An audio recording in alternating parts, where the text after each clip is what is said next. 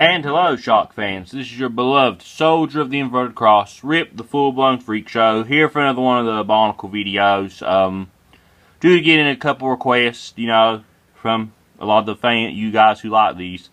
I've actually got a bunch of my Mocs down from the display, and just wanted to kind of show them off at HD, since the majority of the time, these were either showed off in, my older quality of filming, which wasn't that great, or in slideshows. And I thought maybe to have an in-hand, me, handling these figures would be a little bit better. And today we're having a look at Takanuva and Shadownuva. Or Shadownuva, I forgot what I called them in the story. Before we even get started, yes, they're triple jointed. I know probably people are sick of me saying or complaining about that, but that's the way I build. That's the only parts I have. I don't shop around for parts like a lot of the biotubers do. I'm a figures collector, and I only am able to afford so much. So I'm happy with this, and I'm going to leave it at that. So basically, let me give you guys some backstory on these in my Bionicle story. Takanuva, much like the old series, he was just like the toe of light, essentially. He comes in a little bit differently. I'll be honest, I forgot how I wrote him in, but Shadownuva, I do remember, was after Makuta sent, I think it was Antros and Kolta, to use a Shadow Leech to drain some of Takanuva's light, and they created a dark clone from that shared some of Takanuva's memories. Thing was, if Makuta was hurt, Shadownuva failed it as well. So in the final battle, I'm sorry, let me correct that. If Takanuva was hurt, Shadownuva failed it. So when Makuta was about to kill Takanuva, he pretty much stated he didn't care if that killed Shadownuva as well, which prompted Shadownuva to turn on Makuta and become the toe of Shadow. And from then on, he was a good guy in my stories.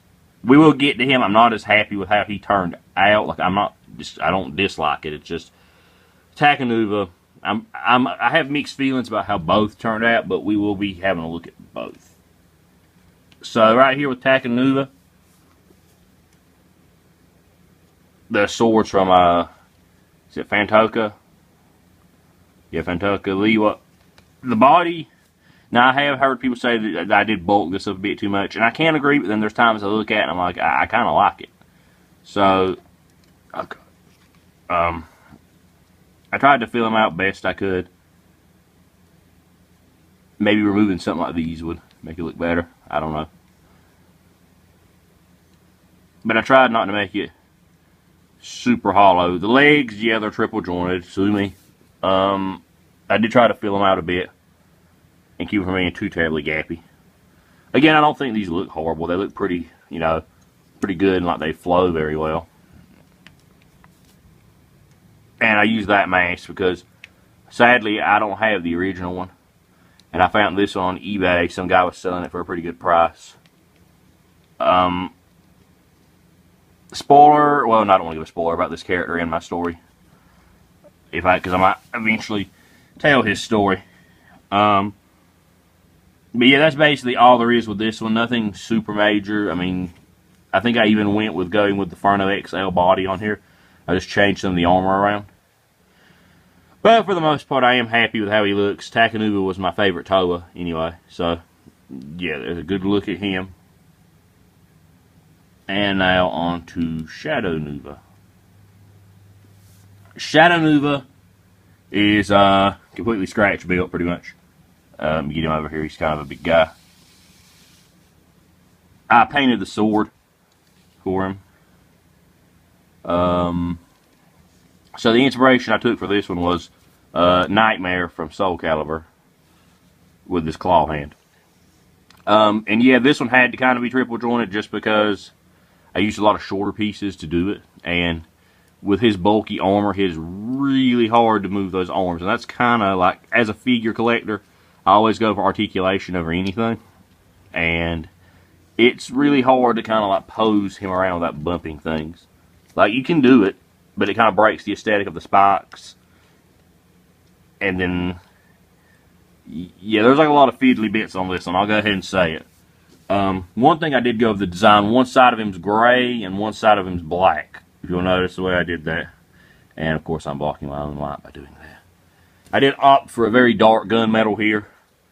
And there are some spots where you can see, you know, I ran out of black because I have gunmetal here. But I mean, I still like how he came out as a misshapen, deformed look to him. You know, like, he doesn't flow very well. But that's kind of his thing as a character. He's just essentially a mistake that happened to basically work out and ended up being good.